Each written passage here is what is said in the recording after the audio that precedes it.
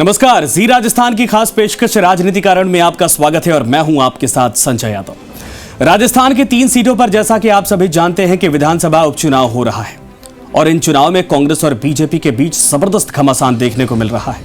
जरा सोचिए, तीनों सीटों पर जीतने के लिए दोनों पार्टियों का आलम यह है कि सहाड़ा से निर्दलीय लड़ रहे लादूराम पितलिया को तो धमकियां देकर चुनाव में नामांकन विड्रॉल करवा लिया गया। हालांकि धमकी किसने दी थी, जांच का विषय है। वहीं कांग्रेस ने दांव का एक और पैंतरा आजमाते हुए लादूराम को तो होम क्वारंटीन ही कर दिया ताकि लादूराम कांग्रेस के लिए फायदेमंद ना हो तो बीजेपी के लिए भी असरदार साबित ना हो पाए। हालांकि दोनों पार्टियों के भीतर दरारों को भरने की कोशिश तो की जा रही है, लेकिन चुनौतियों की असली कहानी दरारों से नहीं बल्कि बड़े दर्रों से शुरू होती है। कहानी है दोनों पार्टियों में आपसी मनमुटाव की।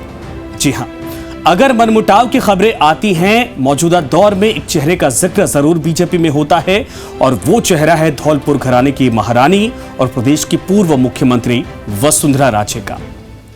वैसे तो लोकसभा चुनाव से ही ये चर्चा जोरों से रही है कि क्या पार्टी में वसुंधरा राजे को साइडलाइन किया जा रहा है, लेकिन यह चर्चा सिर्फ लोकसभा चुनाव तक सीमित नहीं थी। उसके बाद जब जब पार्टी के भीतर कोई बड़ा मौका आया, या तो वसुंधरा को बुलाया ही नहीं गया या तो वसुंधरा राजे खुद नहीं पहुंची और हर बार वसुंधरा का ना शामिल होना अखबारों की सुर्खियां बनता चला गया। इधर आरएसएस पृष्ठभूमि से आने वाले सतीश पुनिया को उनके समर्थक आने वाले वक्त में मुख्यमंत्री के चेहरे के तौर पर देखना चाहते हैं और जैसा कि आप सभी को पता है कि राजस्थान में जाटों का वोट बैंक सबसे ज्यादा है और सतीश पुनिया भी इसी समुदाय से आते हैं। हालांकि जाटों पर अपनी मजबूत पकड़ के लिए कांग्रेस ने भी गोविंद सिंह डोटासरा को आगे कर दिया। जाटों को साधने में कोई कोर कसर नहीं छोड़ी कांग्रेस ने। उधर राजस्थान में लंबे समय से जाट समुदाय अपने समुदाय के ही किसी चेहरे को मुख्यमंत्री बनता देखना चाहता था। ऐसे में असल खेल यही शुरू होता है। वसुंधरा इससे पहले 2 बार सीएम रह चुकी है, लेकिन यह भी सच है कि अभी भी पार्टी के भीतर राजस्थान में वसुंधरा से बड़ा कद बीजेपी राजस्थान की इकाई में कोई नहीं है और ना ही उनके बराबर कोई खड़ा हो पाया है। वसुंधरा समर्थक भी वसुंधरा को साइडलाइन किए जाने की बात को पचा नहीं पा रहे, जिसका असर अब उपचुनाव पर भी पड़ रहा है।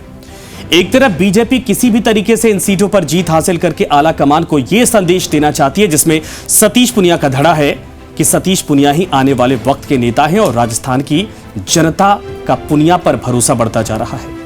लेकिन इस कार्य में बीजेपी के लिए सबसे बड़ी चुनौती यही है कि इसमें वसुंधरा समर्थकों का सहयोग मिलेगा कि नहीं, ये साफ नहीं है, क्योंकि वसुंधरा का मंचों पर नहीं दिखना इस बात का साफ संकेत है कि बीजेपी के भीतर फिलहाल 2 धड़े बन चुके हैं।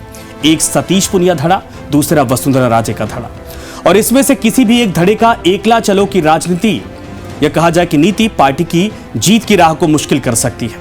वैसे एकला चलो से याद आया कि अभी कुछ दिनों पहले ही पार्टी की इसी गुटबाजी से परेशान बीजेपी के राष्ट्रीय अध्यक्ष जेपी नड्डा को राजस्थान के दौरे पर आना पड़ गया था और पार्टी के सभी नेताओं को एक जाजम पर बिठाकर यह सख्त संदेश देना पड़ गया था कि एकला चलो की नीति से काम नहीं चलेगा, सबको साथ मिलकर लड़ना होगा, सबको साथ लेकर चलना होगा। नेता वही होता है जो सबको साथ लेकर चलता है।